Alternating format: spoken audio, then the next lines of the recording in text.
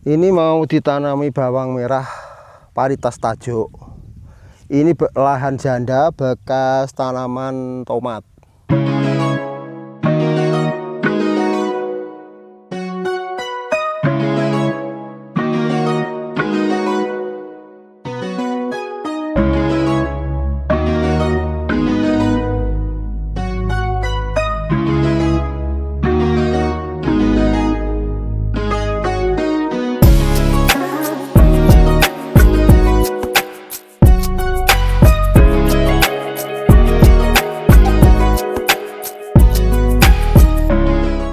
Oke cuy, apa kabar kalian semua? Ini mumpung aku lagi di Jawa dan lagi di kampung nih, karena aku yakin sebagian besar viewersku tuh adalah petani. Aku yakin banget tuh, karena di YouTubeku tuh subscriber paling banyak waktu aku ngunggah video pertanian. Dan karena aku bukan petani dan mumpung ini aku lagi di kampung, kita bisa belajar-belajar lah tentang pertanian. Nah, di belakang gue nih cuy, ini lagi pada ngerjain pertanian bawang ya. Ini media buat tanaman bawang merah cuy. Kita mungkin coba-coba ya, kita tanya-tanya ya. Ini apa sih medianya, aku nggak paham juga. Kita tanya-tanya, nanti kita wawancarai. Ini diapain sih? Dipakai di acara gini ini buat apa gitu kan? Ini cuy, kayak di tembok-tembok kayak gini nih. Ini buat apa lagi nih? Nggak paham gua. Dan mumpung aku lagi di Jawa ya. Lagi di sawah. Habis panen tomat tadi, kita tanya-tanya, kita spill ini tip and triknya lah buat pertanian bawang. Ini kemarin tuh tomat cuy, tomatnya udah ditebas, udah dihilangin, jadi itu cuy, itu udah tumpuk di situ tuh batang tomatnya. Dan ini mau dibikin pertanian bawang merah.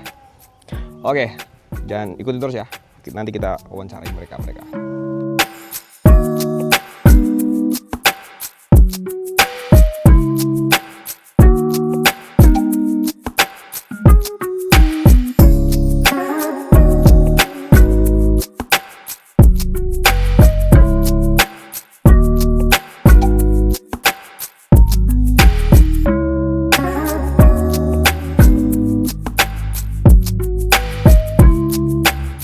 Oke Pak, ini mau ditanamin apa Pak ya? Ini media apa ini? Dan ini bekas media apa? Ini mau ditanami bawang merah varietas tajuk. Ini lahan janda bekas tanaman tomat. Terus apa itu namanya Tok? Di popok-popok pinggirnya buat apa nih? Oh, ini kalau ini habis dirotari digemburkan. Kalau nggak dipasang ini, ibaratnya kalau bahasa Jawanya dipopok, ini bisa kalau kena air bisa jugruk atau longsor gitu loh. Oh, jadi biar nggak longsor. Terus Media tanamnya ini habis dirotari, dikasih pupuk dasar TSP, terus pupuk kandang, kohe kambing yang sudah difermentasi, sama itu dolomit kapur pertanian. Oh, berarti yang putih-putih itu kapur pertanian itu? Iya, kapur pertanian. Oh. Terus ini kedalaman paritnya ini sekitar berapa senti dan lebar paritnya itu berapa? Dan kalau lahan segini nih bisa cukup buat berapa bawang merah? Ini kedalaman parit kurang lebih ya 30-35 lah. Kalau lebarnya ini sekitar 50-an, 50 cm. Ya, kalau ini yang mau ditanam ini benihnya 1 kintal 60 kurang lebih. Kalau 1 kintal 60 itu biasanya bisa mendapatkan hasil berapa? Ini perkiraan rata-rata. Ya, kalau tanam bawang merah itu kalau bagus ya rata-rata 1 kilo bisa 10 kilo sampai 15 kilo. Berarti bisa sampai 1 ton ya? Ya. Terus prospeknya kayak apa sih untuk pertanian bawang merah di Indonesia? Kalau bawang merah itu kan termasuk komoditas 9 bahan pokok. Jadi kalau petani itu kalau nanam ya kayak gitu ya gimana ya, kalau turun kalau jatuh itu enggak sampai hancur lah. Kalau naik itu kan keuntungan kita tambahan dari sononya. Gitu. Terus apakah petani bawang merah di Indonesia udah banyak banget pesaingnya dan ininya? Kalau ini kan bukan daerah apa itu, bukan daerah kayak di Brebes, di Nganjuk itu kan dia kan semua tanam bawang merah. Kalau ini kan di lokalan, jadi ini jarang kalau di lokalan ini yang nanam. Ini di daerah Madiun. Di daerah Bonsari, Madiun. Terus kendala kita bicara kendala. Rata-rata sih kalau petani bawang merah tuh apa sih kendalanya yang banyak banget terjadi? Ya kendalanya kalau bawang merah itu kalau di musim hujan ini kayak gini itu jamur, bakteri jamur. Tapi kalau di musim kemarau itu ya ulat. Kalau di musim kemarau. Kalau cara penanganannya misalnya jamur, itu cara penanganannya kayak gimana? Ya kita ya sering-sering itu nyemprot pungi kalau mau di musim hujan ini. Pokoknya yang dominan itu di pungi. Kalau inseknya itu ya cuman minim lah kalau inseknya. Soalnya kalau rawan jamur kalau di musim hujan. Terus selain jamur tadi apa ininya? Selain jamur ini apa tuh namanya hambatannya? Ya ulat, ya kadang ada moler.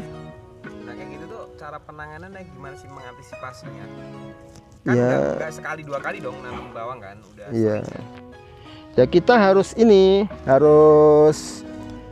selalu ke lahan, maksudnya gini. Ke lahan itu bukan kita itu cuman jalan di pinggir, ya harus terjun ngamati ini ada kena apa. Pengamatan itu sangat perlu. Kalau petani itu kalau nggak ada pengamatan itu ya nggak jos. Jadi tahu-tahu sudah terserang baru kita beli obat, ya habis banyak belum tentu kalau sembuh. Kalau ada pengamatan, jika udah terdeteksi bercak sedikit atau ada ulat sedikit, kita sudah langsung dispray pakai obat yang diperlukan, kan gitu. Apakah ada langkah antisipasinya sebelum terjadi serangan? Ya iya, kalau sebelum terjadi serangan itu ya kita harus sering-sering ke lahan, pengamatan.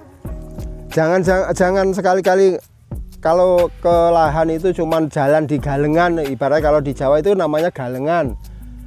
Tahu-tahu sudah ulatnya banyak, sudah terserang jamur. Nah, itu kan penanganannya lebih lama kalau sudah terserang. Jadi kita harus pengamatan tiap hari. Contohnya kita nyepray itu harus diamati, kita nyiram harus diamati. Ngamati itu bukan ngamati jamur, juga ulat. Kita ngamati juga pertumbuhan rumput kayak apa, terus pertumbuhan bawang merah itu kayak apa, ini kurang nutrisi apa, ini kok kurang subur itu kurang apa, kan pengamatan banyak. Pengamatan bukan dari segi jamur, dari segi ulat gitu. Terus untuk menurut jenengan nih, gimana perbedaan antara pupuk dan pestisida organik dan kimia? Kalau ini semi mas, ini semi organik bikinan sendiri, jadi nggak murni pakai kimia. Perbandingannya berapa persen tuh kimianya dan organik? Kimianya bisa dikurangi sekitar 50%. Terus efeknya ketika pakai organik, ada sebagian pakai organik itu gimana? Apakah cukup membantu atau enggak? Ya sangat membantu petani. Kalau petani itu semua pakai pabrikan, semua pakai non, itu yang menguntungkan pabrik toh. Wong kita itu dikasih akal, di sekitar kita juga ada bahan yang untuk makanan pertumbuhan. Kenapa kita nggak bisa ngasih solusi biar kos kita itu bisa murah, tapi hasilnya juga nggak kalah gitu loh. Maksudnya kayak gitu, dipakai. Kalau langsung di organik nggak bisa, tetap semi, jadi semi organik. Kalau organiknya apakah beli atau bikin sendiri? Bikin sendiri, ada bahannya yang di sekitar kita ini. Kan apa itu, rumput-rumput itu juga bisa toh. rumput-rumput di sekitar ini kan sebetulnya tanaman ini sudah komplit. Jadi kenapa kok bisa ditumbuhi rumput itu sebetulnya pupuk rumput-rumput itu. Tinggal kitanya aja yang nggak tahu gitu loh. Kalau rumput itu kalau kebanyakan gini, rumput dipotong nanti dikasihkan ke hewan kambing atau sapi atau lembu. Kita cuman nitip fermentasi cuma semalam. Fermentasi semalam itu nggak cukup. Lah, kalau kotoran hewan itu langsung diaplikasikan ke lahan, kalau nggak difermentasi lagi ya nggak, lahan mati karena panas. Sama aja rumput juga gitu.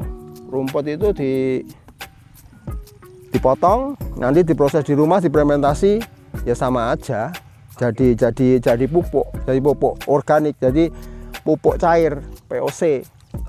Oke, agar ada fallback dari pemerintah, saya mau nanya satu hal, apa harapan petani? Mungkin petani, kayak jenengan petani yang ya masih kecil ya, biar ada fallback dari pemerintah, apa sih harapannya untuk petani buat pemerintah Indonesia? Sebetulnya pemerintah ya sudah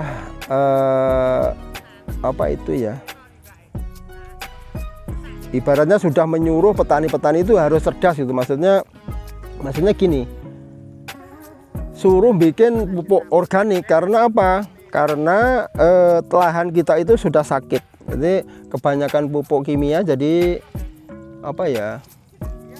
kalau nggak diimbangi pakai organik, jadi tanah nanti lama-lama jadi keras, jadi gampang kering gitu loh. Jadi pertumbuhannya biarpun dipupuk sebanyak apapun, hasilnya juga nggak bisa maksimal gitu. Makanya diimbangi pakai organik itu aman. Jadi kan organik itu? Organik itu kan maksudnya gini, kita itu bikin organik kan di situ, di dalamnya itu kan ada bakteri, ini juga ada vitamin-vitamin yang dibutuhkan tumbuhan, itu juga ada komplit di situ. Jadi kalau bakterinya banyak, otomatis kan tanah menjadi gembur karena berongga. Lah, berongga itu kalau tanaman berongga itu kan laju akar yang baru itu kan lancar. Kalau tanahnya keras itu laju akarnya ya cuma segitu aja gitu loh. Oke. Sebagian besar pupuk kimia dari Indonesia itu kan rata-rata kan impor dari luar negeri kan. Iya. Ini ada kebijakan, ada kisruh tentang dunia ini lagi nggak baik-baik aja kan, kayak Rusia dan Ukraina. Apakah pupuk kimia itu masih bisa jadi jaminan di era sekarang? Kalau petani sekarang ya tetap pakai pupuk kimia, tapi kalau kan petani itu kan beda-beda. Ada yang fanatik pakai kimia semua, ada yang ya juga pakai pupuk bikinan sendiri, bikinan toko. Biarpun organik ada yang di toko pertanian juga ada yang bikin sendiri, ada, tinggal orangnya itu. Terus untuk ini harga nih, mungkin ada dari pemerintah, mungkin ada masukan dari petani untuk harga bawang atau untuk komoditas pertanian buat pemerintah. Mungkin ada yang mau disampaikan.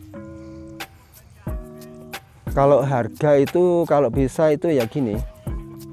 Kalau bisa itu bisa stabil, kalau kalau turun jangan terlalu. Tapi yo bagaimana ya, kalau di sini itu sekarang itu gini, menurut pengamatan saya itu. Jadi kenapa kok bisa mahal? Kenapa kok jadi hari ini mahal? Seumpama hari ini 50, besok kok menjadi 30. Ternyata kalau saya amati di pasar itu, kalau banyak barang itu murah, kalau kalau nggak ada barang mahal gitu. Kalau sekarang, jadi nggak bisa, pemerintah itu kayaknya nggak bisa ngontrol kayak gitu. Barang banyak pasti murah gitu aja. Contohnya kalau padi juga gitu, kalau pas panen raya itu ya murah, tapi kalau enggak ya murah, mahal gitu. Oke, kalau begitu terima kasih wawancaranya.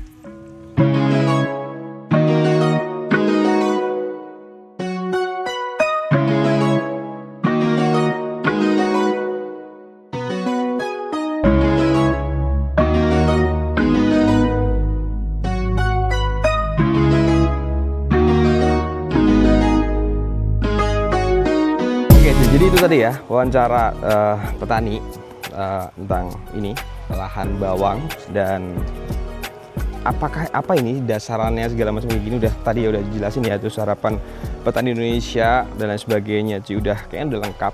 Mungkin ada kalian yang mau ditanya-tanyakan cuy tentang pupuk organik atau apa, silahkan terus kolom komentar cuy, nanti bikin video selanjutnya. Mungkin itu aja ya, di video kali ini. Tinggal aku nanti fallback dari komentar-komentar kalian. Mungkin kalian mau dibikin video kayak apa, pertanyaan-pertanyaan kayak apa, nanti coba tak carikan narasumber yang valid. Karena jujur aja aku bukan petani. Aku bukan petani, tapi anak petani cuy. Jadi adalah beberapa narasumber dari petani yang udah mungkin kredibel, karena dia udah track recordnya pertanian ya cuy. Kalau aku kan nggak ada track record pertanian ya, yang bisa menjawab yang valid gitu loh cuy. Karena aku nggak mau juga ngasih data yang nggak valid gitu cuy. Oke, kita terima kasih, jangan lupa di subscribe dan semoga bermanfaat untuk kalian.